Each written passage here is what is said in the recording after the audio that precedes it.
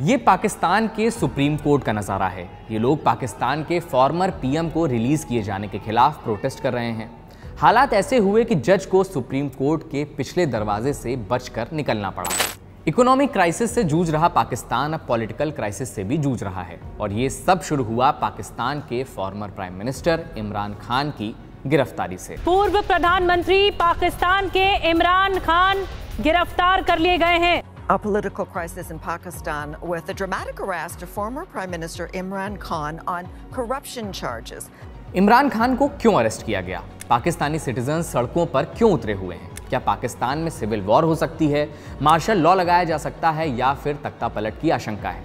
Already economic crisis से जूझ रहे पाकिस्तान की इकोनॉमी को ये सब कैसे इम्पैक्ट करेगा?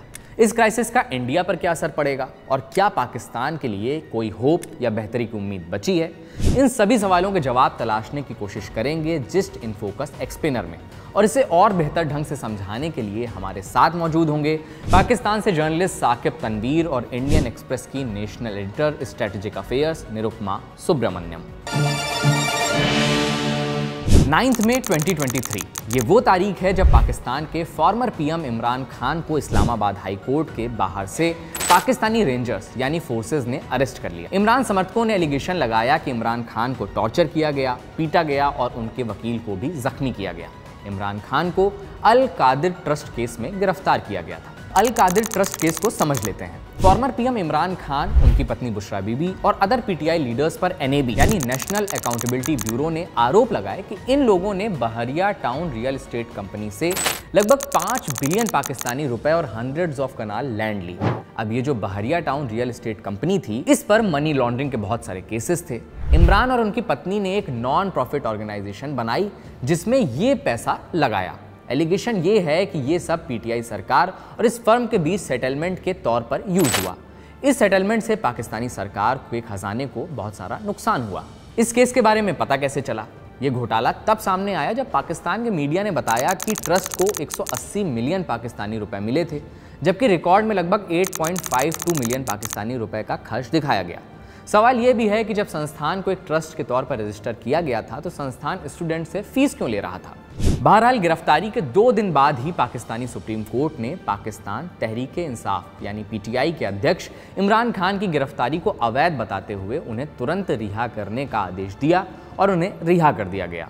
पाकिस्तान से हमारे साथ जुड़े जर्नलिस्ट साकिब तनवीर से समझते हैं कि पाकिस्तान के फिलहाल मौजूदा हालात कैसे हैं। देखिए, अगर मैं आपको हफ्ता पहले की बात बताऊं तो पाकिस्तान के अंदर जो सीन्स थे वो अनप्रेसिडेंटेड थे, बट अब आज की सूरत हाल है वो नॉर्मलसी की तरफ वापस आ रही है आहिस्ता आहिस्ता। जो एक जिसे आप कह सकते हैं कि एक अनरेस्ट था या अनईजीनेस थी टुवर्ड्स द आर्मी, वो आहिस्ता आहिस्ता कम होती जा रही है। अब जो पाकिस्तान तहरीक इंसाफ है वो भी आहिस्ता आहिस्ता, उसके अपने लीडर्स भी ये बात करना शुरू हो गए हैं कि जो एक हफ्ता पहले हुआ, जो जीएचक्यू के ऊपर अटैक हुआ, कोर कमांडर ऑफिस के ऊपर अटैक हुआ, वो तमाम चीज़ें गलत थी। सो अब जो है वो चीज़ें नॉर्मलसी की तरफ आ रही हैं। इमरान खान को बेल मिल चुकी है, उन्हें आज दोबारा बेल उनकी एक एक्सटेंड हुई है, बट उनकी जो पार्टी की मेन लीडरशिप है, जो मेन कैडर्स हैं, इनफैक्ट उनकी तमाम लीडरशिप को ही अरेस्ट किया जा चुका है। वो भी जो है वो अंडर अरेस्ट है, कुछ की बेल हुई है, बट सिचुएशन ये है कि नॉर्मल जो है वो नॉर्मलसी की तरफ आ रही है। जो सीन्स एक हफ्ते पहले थे, जो बहुत ज़्यादा खतरनाक सीन्स थे, वो अब लगता है कि सिचुएशन उससे ज़्यादा बुरी नहीं होगी। इमरान लगातार इसे पॉलिटिकल प्रोसिक्यूशन यानी राजनीतिक उत्पीड़न कह रहे हैं। आइए इस पर जानते हैं एक्सपर्ट्स की राय।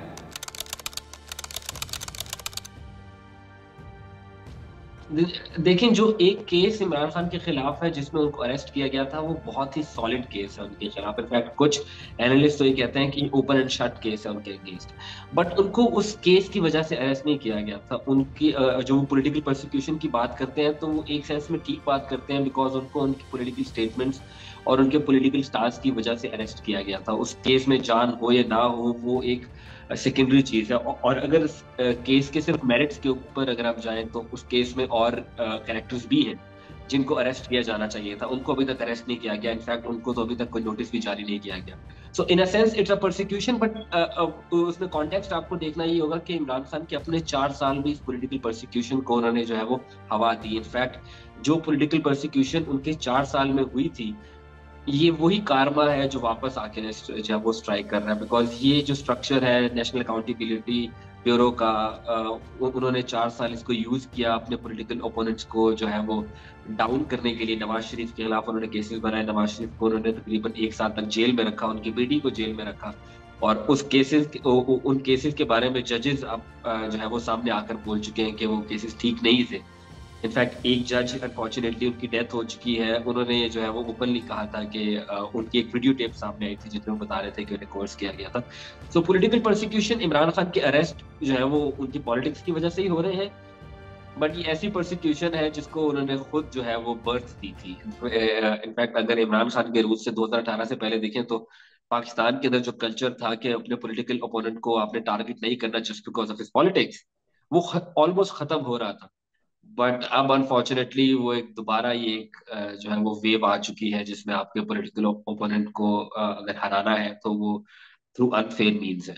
ये तो एक तरह से पॉलिटिकल प्रोसिक्यूशन, क्योंकि उसकी पार्टी को और उसको दबाया ही जा रहा है 1 साल से।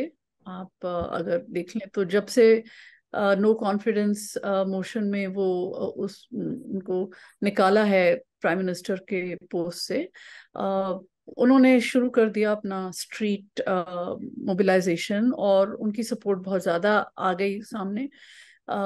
तो उस टाइम से उनको सप्रेस ही किया जा रहा है।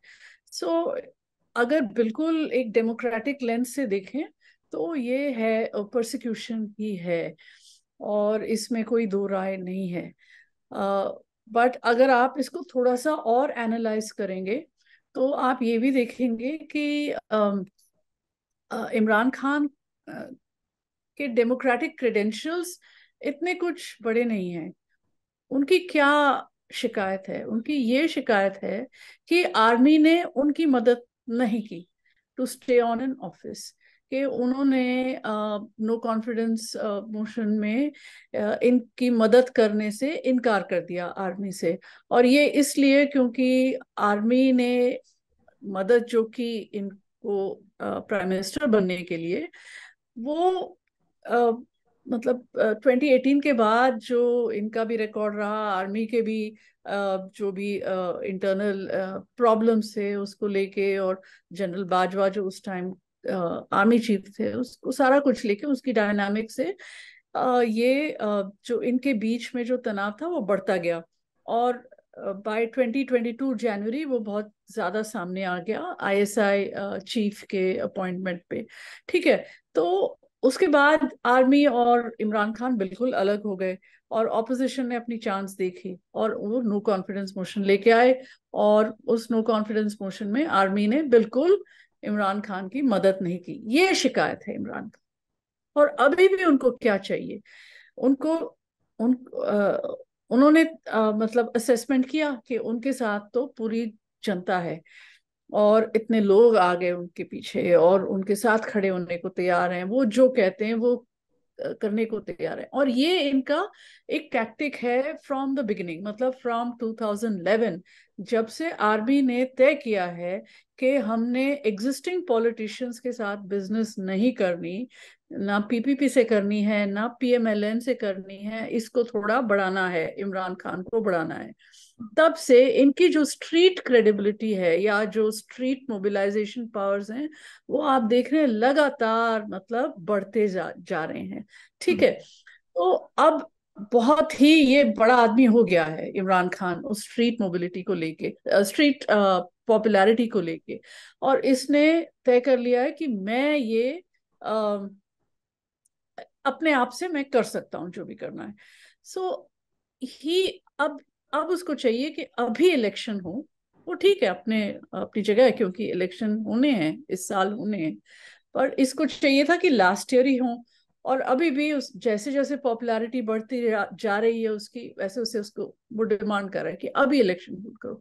और इसके पीछे उसने जो पीटीआई ने जो 2 इलेक्शन असेंबलीज वो कंट्रोल करता था, पंजाब और खैबर पख्तूनख्वा, उसको उसने डिसॉल्व कर दिया कि हम इसका इलेक्शन करवाएंगे और इससे मेरी जो पॉपुलैरिटी है वो सामने आ जाएगी।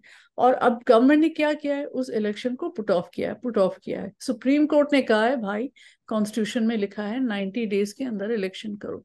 उन्होंने नहीं किया और करने भी नहीं जा रहे। उनका गेम प्लान यही है कि ये इसको इलेक्शन, हम किसी तरह ये इलेक्शन प्रोसेस से बाहर हो जाए, इसको डिस्क्वालिफाई करें हम, और या इसको किसी भी ऑफेंस के अंदर इसको इसका डिस्क्वालिफिकेशन हो जाए, इसकी पार्टी को बैन कर दिया जाए।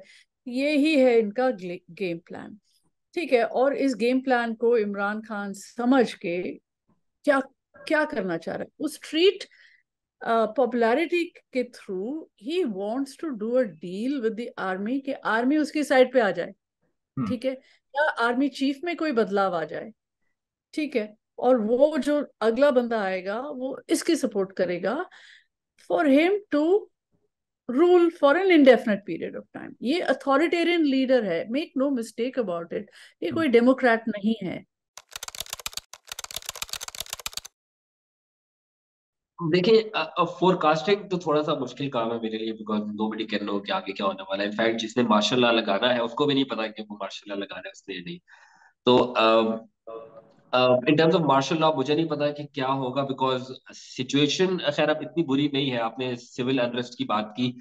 अब सिचुएशन बेहतर हो चुकी है, तमाम रोड्स ओपन है, तमाम सिटीज ओपन है, कहीं पर प्रोटेस्ट नहीं हो रहे हैं। इमरान खान ने कल एक जलसे का ऐलान किया है, which is a political gathering, और उन्होंने अपनी इलेक्टोरल कैंपेन को रीस्टार्ट करने का ऐलान किया, जिसका मतलब ये है कि चीजें वापस नॉर्मलसी की तरफ से आ रही हैं। अब वो जो उनकी प्रोटेस्ट कैंपेन थी अगेंस्ट द आर्मी वो खत्म हो चुकी है।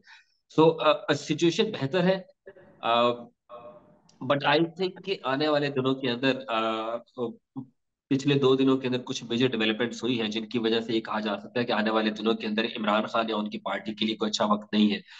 कोर कमांडर्स कॉन्फ्रेंस की तरफ से जो स्टेटमेंट जारी की गई थी कल या परसों, I think if I am not wrong, तो उसमें उन्होंने इसी तरफ सिग्नल किया है कि इमरान खान और उनकी पार्टी के खिलाफ जो केसेस बनेंगे, जो रिस्पॉन्सिबल थे, जो लोग जीएचक्यू के ऊपर अटैक के या कोर कमांडर हाउस के ऊपर अटैक किए, उनके खिलाफ जो है वो पाकिस्तान मिलिट्री एक्ट के आर्मी एक्ट के तहत केसेस चलाए जाएंगे और ऑफिशियल सीक्रेट्स एक्ट के तहत, जिसके बारे में कुछ लोगों का ये भी कहना है कि शायद इनके खिलाफ केसेस जो है वो मिलिट्री कोर्ट्स में चलाए जाए।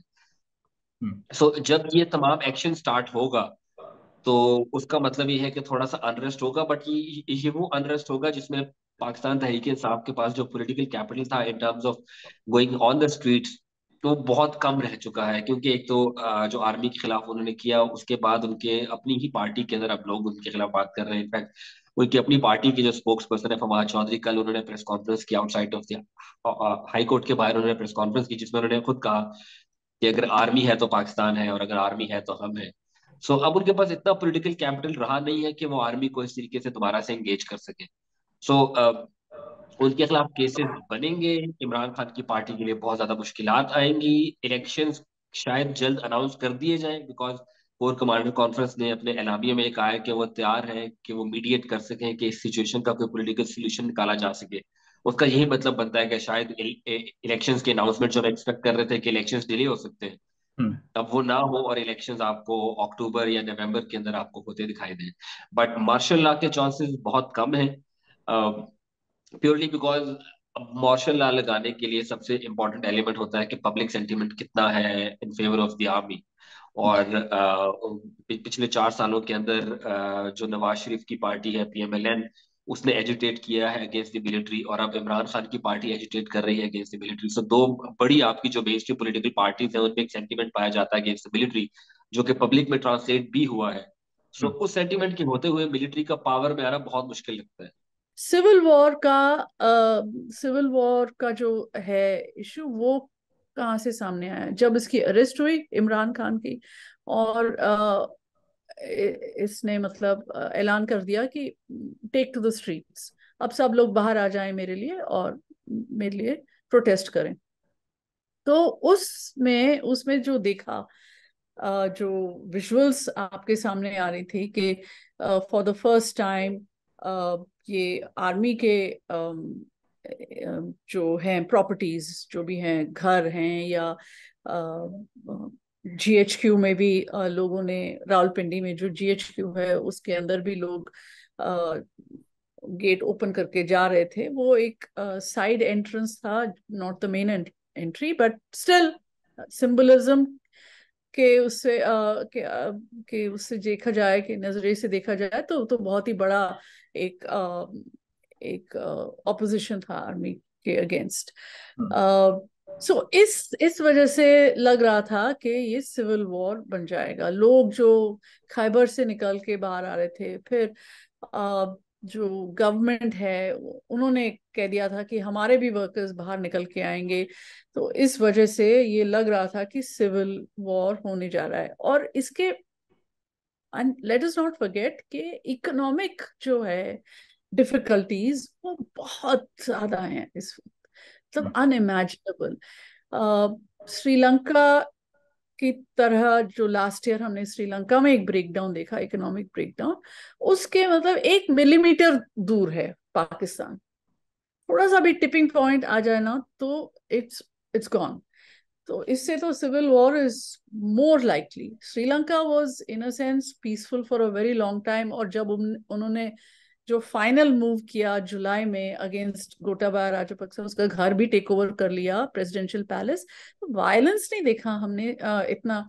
एक दो इंसिडेंट्स हुए थे, मई 19 को हुआ था, और फिर जुलाई में भी एक दो इंसिडेंट्स हुए थे, but you don't see large scale violence. But आप ये सोचिए कि Pakistan is every other person has a possesses a firearm, मतलब उनके पास कुछ ना कुछ एक बंदूक या कुछ होता है, मतलब so and those are very freely available in the region। और एक टीटीपी बैठा हुआ है साइड पे, जिसने they have carried out so many attacks and all that। तो ये आइसिस भी है रीजन में। So this situation becomes very ripe for a civil war. So इसलिए I think that civil war issue came up. But you saw that from the core commanders meeting, थोड़ा सा एक था कि let us not let us ensure कि ये civil war ना हो। मार्शल लॉ, देखिए ये बहुत डिफिकल्ट डिसीजन होता है, किया तो है लोगों ने, पर ये डिफिकल्ट डिसीजन होता है, और इसके लिए बहुत सेल्फ कॉन्फिडेंस चाहिए होता है। एक तो कि मैं देश चला पाऊंगा, मेरे साथ लोग रहेंगे उसमें, और मैं I can take over without anybody opposing it. ये कॉन्फिडेंस जो पहले वालों ने किया है, मुशर्रफ, जिया, उससे पहले अयूब, उनके पास बहुत ज्यादा इसमें सेल्फ कॉन्फिडेंस भी था, और ये भी था कि लोग इसको वेलकम करेंगे। और आप जो रीसेंट केस है मुशर्रफ का, उसमें जरूर लोग निकल के आए, उन्होंने स्वीट्स डिस्ट्रीब्यूट किए कि हमें बचा लिया मुशर्रफ ने, ठीक है, एलीट क्लासेस, और ये सारों ने वेलकम किया कि नवाज शरीफ से मिली छुट्टी, ठीक है। This was the attitude on the streets in October 1999 when Musharraf took over. Now this is not guaranteed. आपने देख लिया कि है तो anger against, I won't say it is against the institution, it is against Asim Munir के ये इमरान खान को बहुत परसिक्यूट कर रहा है, और एक पुरानी दुश्मनी है वो इनके बीच, तो इसलिए। और so it is unclear that Asim Munir will take over, और लोग उसको आके कहेंगे कि hail the chief, hail the chief। ये शायद ना हो, दबाव यूज करना पड़े। he'll have to maybe use force to repress if he carries out a coup and becomes and imposes martial law and all that, he may have to use a lot of force। और हमेशा पाकिस्तान की जो फौज है वो इस पे थोड़ा सा they are reluctant to do that, because इनको पता है कि जो इनकी जो लेजिटिमेसी है वो लोगों से ही आ रही है, लोगों का जो प्यार है कि उनको, ये बहुत मतलब एक जनरेशन से है कि फौज हमारी बॉर्डर्स को प्रोटेक्ट करती है, हमें इंडिया से प्रोटेक्ट करती है, हमें कश्मीर लेके देगी, ये बहुत ज्यादा लोगों में है, इनबिल्ट है over generations। So this legitimacy that Pak Fauj gets from people, it ये इनको ये नहीं चाहते कि इसको स्क्वांडर करे। ठीक है, अगर पीपल इनसे अलग हो जाए तो इनका जो इम्पोर्टेंस है, इनकी प्रीडोमिनेंस है, जो ये अपने आप को पोजीशन करते हैं कि हम आपके आइडियोलॉजिकल फ्रंटियर्स के गार्डियन हैं, हम दुश्मन हमसाए से हम आपको प्रोटेक्ट कर रहे हैं, ये सारा फिर एवेपोरेट हो जाएगा। ठीक है, और इनकी बिजनेसेस भी हैं, आर्मी का बहुत बड़ा बिजनेस एम्पायर है, वो भी खत्म हो जाएगा, क्योंकि ये सारा it feeds into one another. मतलब इनकी इम्पोर्टेंस इनके बिजनेस को एनेबल करता है, इनका जो बिजनेस है इनकी इम्पोर्टेंस को और एंट्रेंच करता है। ठीक है, तो आप इसको पूरा होलिस्टिकली आप समझेंगे तो when it becomes clear कि आर्मी क्यों लेजिटिमेसी चाहती है। मतलब मुशर्रफ को क्या लगी थी कि वो अपने आप कि वो एक पार्टी निकाले, एक पॉलिटिकल पार्टी निकाले, उनको उनका इलेक्शन करवाए और जितवाए उनको, because he wanted it to be a legitimate government. ये आप म्यांमार में नहीं देखेंगे। Myanmar is not interested in legitimising जो उनकी वहां पे मिलिट्री है, वो they are not bothered. Air strikes भी करेंगे, लोगों को मारेंगे। यहाँ पाक फौज they don't want to do that. ठीक है, so martial law is a very difficult and challenging proposition for anybody, और वो बहुत सोच समझ के ही करेगा जो भी जिसको भी करना होगा। और इकोनॉमी जो है वो इतनी, जैसे मैंने पहले आपको बताया कि इतनी खराब है अभी, you don't want to take on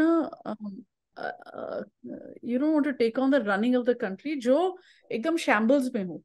ठीक ठाक चल रही हो, आप आए आप चलाएं, देन यू आर किंग। आप इस टाइम पे आप करेंगे, आप economy is in a big mess, आपको और इकोनॉमिक पेन बांटना होगा लोगों में in for it to get better. इसी वजह से तो शहबाज शरीफ की गवर्नमेंट इतनी अनपॉपुलर हो गई है। ऑल्दो जब उन्होंने टेक ओवर किया last April 21 April, people were tired of Imran Khan. उसकी गवर्नेंस रिकॉर्ड बिल्कुल खराब थी। पर जब ये लोग आए और इन्होंने आईएमएफ के साथ नेगोशिएशंस शुरू की और इन्होंने कोई टफ इकोनॉमिक मेजर्स ली, इनकी पॉपुलैरिटी एकदम से जीरो हो गई। ठीक है, और इमरान खान बढ़ता गया बढ़ता गया बढ़ता गया। No military dictator wants to become unpopular, and the economy is in such bad shape that he will become inevitably unpopular। और मिलिट्री के पास इतने वो नहीं है, जो काबिल लोग नहीं है जो उनको मतलब इकोनॉमिक मेस से निकाल, मतलब it's not, economy is not army's biggest strength to dealing with the economy. ठीक है, तो इस वजह से I don't think martial law is possibility in Pakistan right now. The army would rather prefer to put a puppet and rule from behind the scenes, जैसे बाजवा ने इमरान खान के साथ किया। ठीक है, और जो अभी आर्मी कर रही है शहबाज शरीफ के साथ। तो आई थिंक फ्रॉम 2011 नहीं, मुशर्रफ के बाद से इन्होंने ये सबक तो सीख लिया कि हम पीछे रहेंगे और पीछे से हम कंट्रोल करेंगे।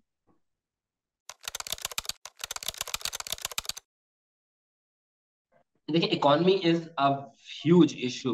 आई मीन मैं अगर एक आम बंदे की बात ना भी करूं, मेरा जो ऑफिस टाइम के दौरान लंच हुआ करता था, मैं कल ही जो है वो मुझे चीज ये रियलाइज हुई, वो एक साल के मुकाबले में उसकी प्राइस जो है वो डबल हो चुकी है। सो जो इन्फ्लेशन है उसने हर बंदे को बुरी तरह से हिट किया है। बट क्योंकि ये एक इलेक्शन ईयर है, सो अब एक्सपेक्ट ये किया जा रहा है कि गवर्नमेंट अब जो है वो पब्लिक को रिलीफ देगी। इनफैक्ट कल रात ही उन्होंने अनाउंस किया, परसों रात उन्होंने एक मेजर रिलीफ अनाउंस किया है पेट्रोलियम प्राइसेस के में। आई थिंक 12 रुपए के करीब कम की गई है पेट्रोलियम प्राइसेस, और एक्सपेक्ट ये किया जा रहा है कि इलेक्शन जैसे जैसे करीब आ रहा है वैसे करंट गवर्नमेंट जो है वो अपना पॉलिटिकल कैपिटल बढ़ाने के लिए पब्लिक को रिलीफ देगी, और इन्फ्लेशन के ऊपर शायद थोड़ा सा जो है वो एक टेम्परेरी सा रिलीफ आए, बिकॉज जब नेक्स्ट गवर्नमेंट आएगी फिर उसको वो हार्ड मेजर्स लेने होंगे।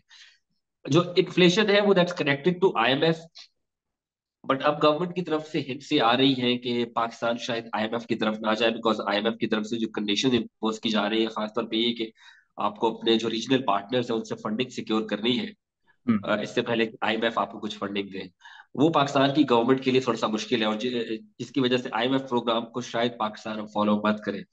उसकी जगह सोल्यूशन क्या है वो अभी तक हमें नहीं बताया गया। कौन पैसे देगा? चाइना पैसे देगा, सऊदी अरेबिया पैसे देगा, यूएई देगा, कतर देगा? वो कौन सी कंट्रीज हैं जो पाकिस्तान का जो डेफिसिट है उसको फाइनेंस करेंगी? वो हमें अभी तक नहीं पता। बट इन टर्म्स ऑफ जो इन्फ्लेशन है उसके बारे में जो है वो हम ये फोरकास्ट कर सकते हैं कि शायद गवर्नमेंट इसके ऊपर थोड़ा सा क्लैम्प डाउन करे, बिकॉज अदरवाइज उनके पास पॉलिटिकली कुछ और रह नहीं जाता। नहीं, देखिए, इंडिया से ये मतलब जो भी इंस्टेबिलिटी है, लोग यहाँ पे खुश हो रहे हैं। मैंने ये सेंस किया है कि लोग यहाँ खुश हो रहे हैं कि पाकिस्तान इम्प्लोड हो रहा है, पाकिस्तान फौज वीक हो रही है और ये सारा कुछ। But I think it has to be understood in India कि जो सबसे स्ट्रॉन्ग इंस्टीट्यूशन है इन पाकिस्तान, वो पाक फौज ही है इस वक्त। और इसीलिए भी हमारे गवर्नमेंट ने पाकिस्तान फौज के साथ ही बैक चैनल ओपन किया है इन रीसेंट टाइम्स। ठीक है, उनके साथ ही वो डिस्कशंस हुई हैं, उनके साथ ही उन्होंने सीजफायर अग्रीमेंट नेगोशिएट किया है। इसमें आप ये 2021 में जो सीजफायर तो पहले ही 2003 से है, एग्जिस्ट करता था, बट बहुत बीच में बहुत उसमें प्रॉब्लम्स आ गई थी। सो जो जो ये जो इनकी अग्रीमेंट हुई है 2021 फरवरी में कि हम सीजफायर का पालन करेंगे, वो किसके और किसके बीच में था? Pakistan army and Indian army. Indian army तो ठीक है, Indian army reports to government. Pakistan army does not need to report to government. उस टाइम कौन था? इमरान खान था। वैसे भी उस टाइम तो आर्मी और इमरान खान का ठीक ही चल रहा था, ठीक है, पाकिस्तान आर्मी का। तो this was a thing that Pakistan army did entirely on its own कि हम इस सीजफायर का पालन करेंगे। ठीक है, so I am saying that sorry, I just lost the thread. Can you remind me what the question was? इतना मैं बोल रही हूँ कि इंडिया को किस तरह से इफेक्ट कर सकता है हाँ, ये? इंडिया को, हाँ। So I think at the Indians have to be very very careful कि ये इस टाइम जो है any weakening of any institutions of the state या इम्प्लोजन, ये हमको भी बहुत बुरी तरह अफेक्ट कर सकता है। एक तो एक वैक्यूम में यहाँ के इतने जो नॉन स्टेट, जिनको non state, Pakistan non state actors कह सकता है, पर जो पाकिस्तान स्टेट के अम्ब्रेला में ही पले हैं और नर्चर हुए हैं, वो सारे वैक्यूम में घुस सकते हैं और then it's a free for all. ठीक है, और या तो एक और भी हो सकता है कि जो लोग वीकन हो रहे हैं पाकिस्तान में, वो ही कोई एक एक meaning they might devise a way to strengthen themselves by using a foreign misadventure. आप समझ रहे मेरी बात कि हम if we have to bring the nation together, what is the best way to bring a nation together? You find an outside enemy. So I think we have to be very careful when we are when यहाँ पे जो लोग कर रहे हैं ना कि हाँ पाकिस्तान टूट रहा है, ये है वो है। I think it's a very wrong thing to celebrate, because जो पाकिस्तान में होता है वो हमारे कंट्री में जरूर उसका असर देखा जाएगा किसी ना किसी तरह। देखिए, जो पाकिस्तान की जो इश्यूज हैं, वो सबसे बड़ा इशू ये है कि मिलिट्री की जो इंटरफेरेंस है इन पॉलिटिक्स, ये इशू जब तक कंट्रोल नहीं होगा तब तक ये जो अनरेस्ट है या किसी किस्म की जो चपकलिश है ये चलती रहेगी। बिकॉज पहले नवाज शरीफ का मिलिट्री के साथ इशू हुआ, अब इमरान खान का मिलिट्री के साथ इशू है। तो जब तक ये रिजॉल्व नहीं होगा तब तक सिचुएशन ऐसी ही रहेगी। अगर मैं इसका एक पेसिमिस्टिक व्यू लूं तो मेरी नजर के अंदर सिचुएशन जैसी अभी है ये इलेक्शंस तक ऐसी ही चलती रहेगी। इलेक्शंस के बाद मोस्ट प्रोबेबली एक्सपेक्ट किया जा रहा है कि शायद इमरान खान को इतनी पॉलिटिकल स्पेस ना दी जाए, बिकॉज उनकी तरफ से जो पिछले कुछ दिनों में जो एक्शन हुए हैं, उसके बाद एक्सपेक्ट ये किया जा रहा है कि मिलिट्री कभी भी इमरान खान को एक्सेप्ट नहीं करेगी। और सेकंड, जो हमारे रीजनल पार्टनर्स हैं, जो इंटरनेशनल पार्टनर्स हैं, इनफैक्ट इसमें चाइना और यूएस भी आते हैं, उनके बारे में भी कहा जा रहा है कि वो इतने रिसेप्टिव नहीं है टुवर्ड्स इमरान खान। सो इमरान खान शायद जो है वो गवर्नमेंट में वापस ना आए, उनके लिए बहुत मुश्किल होगा, बिकॉज अभी से उनके खिलाफ एक्शन स्टार्ट हो चुके हैं, वो कैंपेन भी शायद ना कर पाए। सो पीएमएलएन की गवर्नमेंट ही शायद जो है वो पीपल्स पार्टी के साथ अलायंस में वापस आए, और उसके बाद जब वो वापस आएंगे तो ये जो अभी इकोनॉमिक रिलीफ वो दे रहे हैं, उसके बारे में फिर इन्हें करेक्टिव मेजर्स देने पड़ेंगे। उसके बाद की जो इन्फ्लेशन आएगी, जो प्रॉब्लम्स होंगे, उनको कंट्रोल करना उस गवर्नमेंट के लिए कितना आसान होगा, क्या जो अवाम है वो उसको बर्दाश्त कर पाएंगे, वो that's $1 million question, in fact $1 billion question. Election तक तो हालात ठीक रहेंगे, उसके बाद जो इकोनॉमी की सूरत हाल होगी वो मुझे नहीं लगता कि कुछ अच्छी होने वाली है। बहुत बहुत शुक्रिया साकिब साहब हमसे बात करने के लिए। Thank you so much, thank you for having me. I mean, Pakistan is better off than many countries. Pakistan has got a educated class. Pakistan has got institutions that continue to work.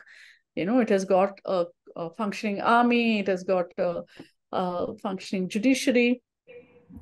It's got a political class. Okay, there's a dysfunction abhi, but I don't think it's a goner.